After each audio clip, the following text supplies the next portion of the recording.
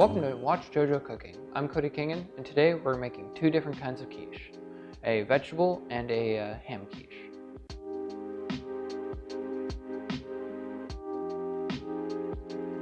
So in front of me, I have basically all of our ingredients. And quiche, for those who may not know, is basically a really, it's a nicer presented omelet. It's just slightly different as far as your layering goes, but the core ingredients are the same. You're going with your egg, you're adding a bit of cream to make it a little thinner, because then you're going to be adding all of your ingredients that are going to make it thick again. And of course cheese to bring everything together. So in front of me, ingredients wise, let's go through it. We got our eggs, got 18% cream. You can use something a little leaner if you want to, if you're trying to be health conscious. I wouldn't go any thinner than half and half. And then we're going with store-bought crust today, but you could also just make your own crust. We'll do that in another video, pie crust and all that fun stuff. We've got minced mushroom, our minced garlic as well, give it that nice pop of flavor. Onion, red pepper. We've got a jack cheese with jalapeno in it to give it a little bit of spice, a little bit extra kick. And then our protein. Protein's where you're gonna save the most money, always. That's where you wanna put the most effort in. So this is a Black Forest ham. And so what I did is, instead of buying a vacuum sealed whatever package of Black Forest ham, I wanted a very specific cut. I wanted it thicker. So let's open this guy up. I want it thicker. And I wanted 200 grams of it or so to do the one quiche. I want the protein to be a big player in the dish. And so what I did is I go to the deli counter always, because I do the math and look at how much it is per 100 grams, and then I compare it to what's at the counter. What you're gonna get at the counter is gonna be fresher, and then you get to make decisions, like how thick it is. So what's nice here is if I were to buy maybe a vacuum seal stuff, it would be half that thin, and then it would be harder to cut, because what I wanna do with this is I wanna dice it. So I'm gonna cut that up later. And also you're gonna save money. Always be doing the math at the grocery store. Look, figure out what is worth 100 grams or whatever the measurement technique is there. It's always in the fine print. Sometimes things are on sale and you're like, oh, it's a deal. And then you actually look and there's a thing right beside it that's because it's no name, it's actually cheaper. And there's certain ingredients you can kind of go pretty cheap on. I went pretty cheap on my eggs because all the flavors, the eggs just need to be the filler. All the other ingredients are where all my flavor is gonna really come from.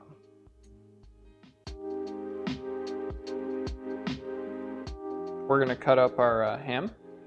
Intentionally thick slices, ordered at the deli counter at my local supermarket. What's nice is because I did that, I'm saving my money on the I'm not buying in excess. I'm buying exactly the amount I wanted, which was about 200 grams. And so I don't have that extra slice of ham that's gonna sit in my fridge and go bad. So that's the nice thing about being able to buy there, is you're buying exactly what you need and you're not gonna be tossing product at the end. So I'm looking for I'd say a medium dice on this. Nice medium thickness here. Strips. You can have them stacked, which is nice. And now I'm going to just pass over, chop through. Make sure my cuts are all clean.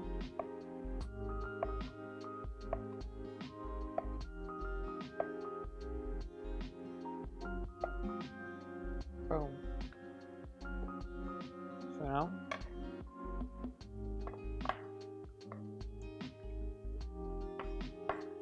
my ham is nice and diced. Every chunk is reasonably thick, but oh, so good. Doesn't get fresher in the deli counter. So You can use whatever seasoning you want in your quiche. You could go spicy. We're gonna go for more of a fresh pop today, so that's like why I'm gonna go with cilantro. So the best way to tell cilantro from a few other herbs is like the smell is very, very fresh, borderline almost soapy smelling. Also, let's just take a look at our leaf here. Parsley, while similar in shape, would be kind of a little more caved in, have a little bit more definition to the individual leaves. But it's actually like a super common mistake is people like, well, if parsley gets put where cilantro should be, some people will buy it thinking it's cilantro because they don't know the smell, they don't know the texture, they don't know what they're looking for. So make sure you're getting what you need. So the huge stems are what you want to avoid. Like you don't want to use them. So what I'm gonna do is, because cilantro is just so freaking cheap, I'm just gonna cut basically all the stems off.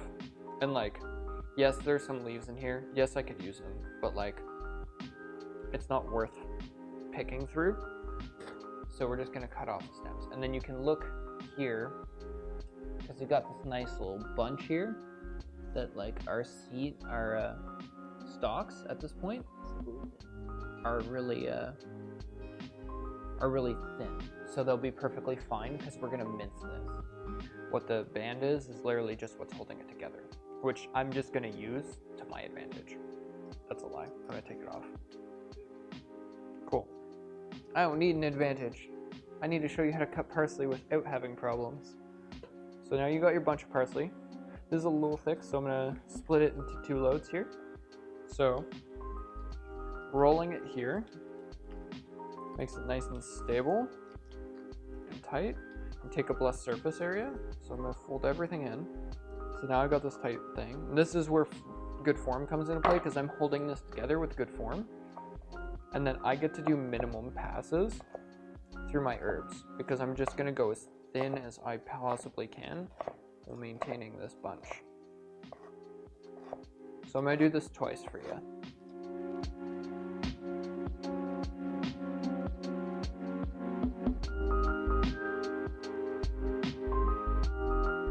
So now that we've done our first pass, this is pretty thin. Like if you wanted to use that, that would be perfectly sufficient. I'm gonna do one more pass at a slightly different angle. Like I'm not going for the full like 90 degree. I'm kind of going for like a 80 degree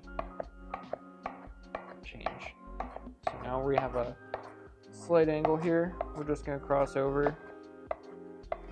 I'm trying not to chop, like if I'm whacking at this, which you've probably seen people do, like even like people on like cooking shows will whack at their herbs. You're bruising it, you're killing it, you're beating the flavor out of it, you're just pounding it in your cutting board. Why? Stop it. Let the knife do the work. Slice through things evenly, please God. Cool. I'm pretty happy with that. You got a couple of stray pieces that are a little on the large side, but all in all, it smells so fresh. It just wakes you right up. So we're grating the jack cheese, jalapenos in it, super spicy. So this is a really soft cheese, so you want to be pretty careful. I want pretty long strips, so I'm kind of doing this crescent rocking motion. I find it's less likely that I will break the bar because it's so soft if I roll it. If I end up with a couple of like roundish broken off pieces like here, it's not a big deal because I'm melting it all. It's just a really soft, it takes on flavors really well. If you wanted to save a couple bucks, you could just go mozzarella. I would go with like a white cheese, rather than cheddars. I think cheddar would be literally just too sharp, you know? Like let's talk flavor profiles. Let's just eat a slice of this on camera. And like,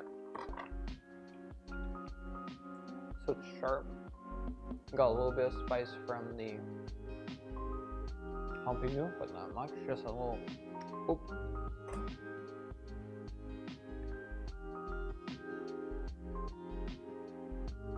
The spice builds after time, which is kind of cool.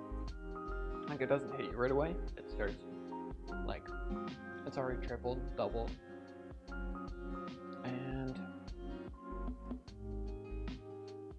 oh, it's just like a really, it tastes tender. Tender is the word I want to use. And I know it's a weird word to use with cheese, but like, it's soft. It takes on flavors really well. It has its own, like, flavor that's going on, but like, it's not overpowering. Like, I couldn't just eat a piece of cheddar, but like, I'm gonna have another one of these. So good. Great for a cheese platter. Buy this shit. So good. Next up, we're gonna break our eggs in here. So I'm gonna do all 12 eggs because I'm doing 2 quiches. So best way to break eggs, firm whack. You don't want to hesitate. If you hesitate, your break's not going to be clean. You're going to end up with shells in your mix.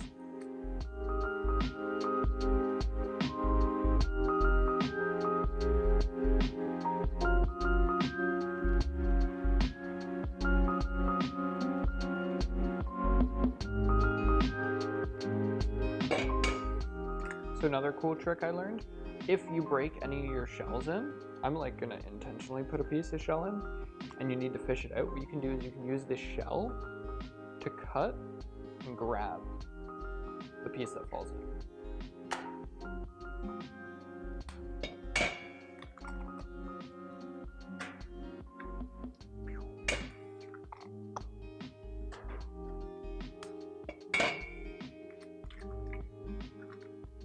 Cool.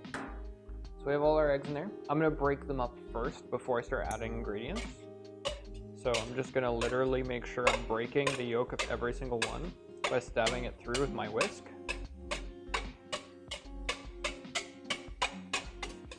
And then I'm gonna start whisking.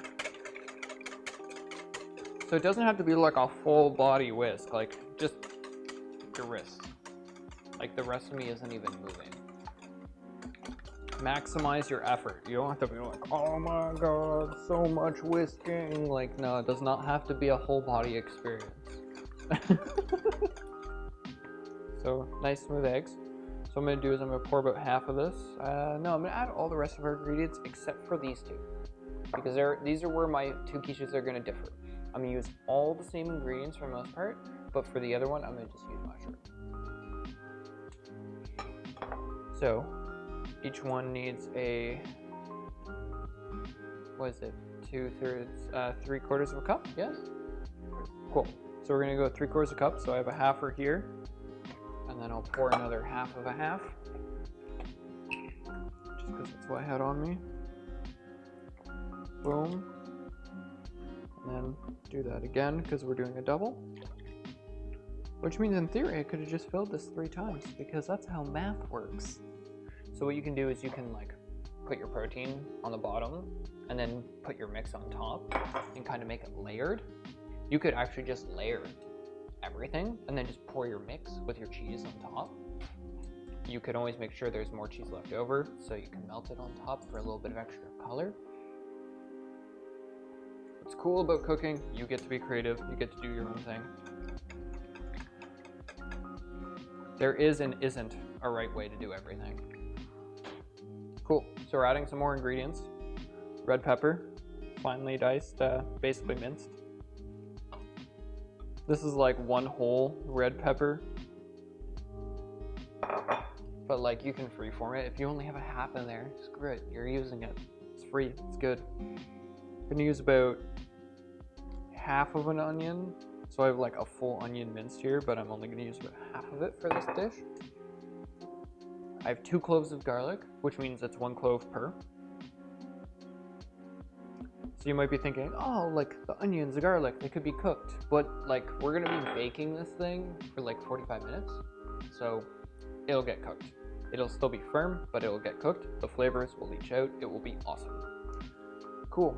Last piece, gonna give it a bit of color with our cilantro.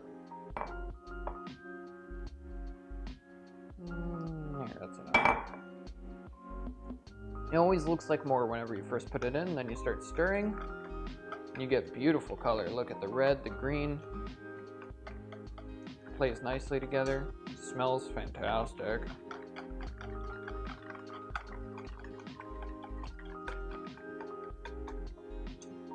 Cool. So now, I'm gonna take half of this. I'm gonna make sure to scrape the bottom a bit because like the heavier stuff is gonna sit at the bottom. I'll make 2 quiches here. So, there. And so, I didn't do the measurements exactly, so like if this is too much, what's cool is I can take what's left. I can just make a 3rd quiche that has both mushroom and ham. Why not, right? So we're like 200 grams of ham, like 6 or so button mushrooms. Stir that in.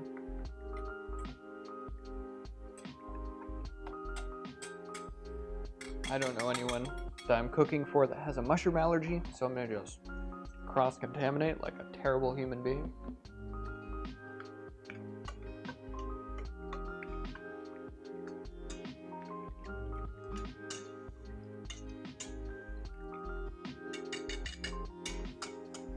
Cool. Now we're gonna pour into here. This guy's a little broken, so what I'm gonna do is I'm gonna try and apply a little bit of pressure here and use my egg to seal it back closed.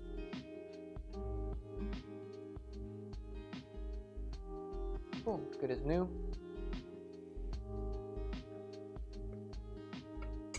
Make sure to scrape that goodness from the bottom.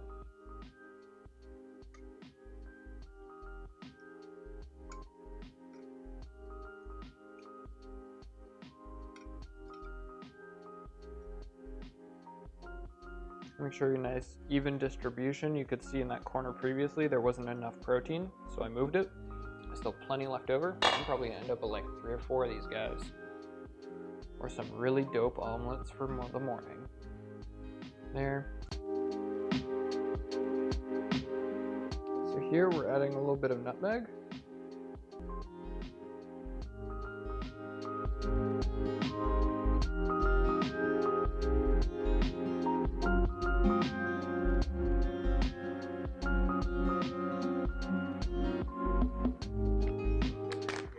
Cool. So we had excess ingredients. So what I'm gonna do is I'm gonna make one I'm gonna enjoy more because I love spicy. I'm gonna give a little bit of that same reason I add nutmeg, that earthy flavor, except for I want more heat. So I'm gonna go with chili powder and like literally just like a single dash of cayenne. That's false, like 2 dashes of cayenne. Cool, so now I got my spicy. I got my 2 regulars, I've got my ham, I got my mushroom, vegetarian option. Not vegan though, because I added cheese, because cheese is delicious. Now we're gonna stick it in the oven. We have the oven preheated to 375, and we're gonna rock out there for about 35 minutes, and then I'm gonna actually grate more cheese, put that on top for the last 10 minutes, to give it extra texture, maybe like the cheese will like melt. After everything's stabilized, you add the cheese afterwards. I think it'll look really cool. Let's find out. So we're about to put it in the oven. I noticed we did, like, my assistant did a wonderfully awesome thing, and you know it. And so what we did here is we took our baking sheets, and this is making it so that we don't make a mess of our oven inside. Let's say it like bubbles over, like raises a little too much, or like it shifts for some reason because I go to pull it and it like pours out as I'm grabbing it because it hasn't set yet or something terrible. This is going to prevent us from making a mess of inside the oven. We're just going to make a mess of the pan. And then even better, we have the tinfoil lining so that the spill goes onto here, not onto the pan, so that we like basically just need to peel off the tinfoil and then throw it in the garbage. We like don't have to put any effort into cleaning that pan, because there's nothing worse than trying to clean burnt on stuff from a pan because every sink that has ever been created is too damn tiny to wash baking trays, like just ever. Like I don't know why, but they're always a pain to clean. And if it's really burnt on, it has to soak. You have to soak it twice. You have to soak it to do the one end, it's sticking out of the water, and then you have to flip it around and you have to soak it and scrub it again. So put down your liners, you're gonna save yourself so much hassle. It's totally worth the aluminum foil, I promise. In front of us, we have our 3 quiches we did today. We have the spicier variant. You can see like the red hue to it from the spices I put on top. And then we have our mushroom and ham. You can see a little darkness in the mushroom. You can see the little pieces of ham in there. When we hit 35 minutes, we popped some more cheese on top and gave it another 10. So we hit our 45-minute target, which resulted in nice, firm quiches.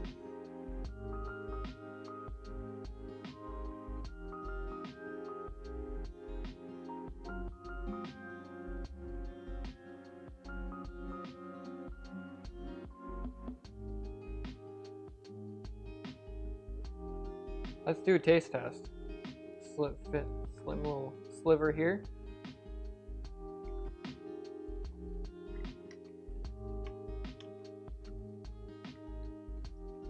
Cilantro is very present. Opens up your taste buds for the flavor of the ham and the egg.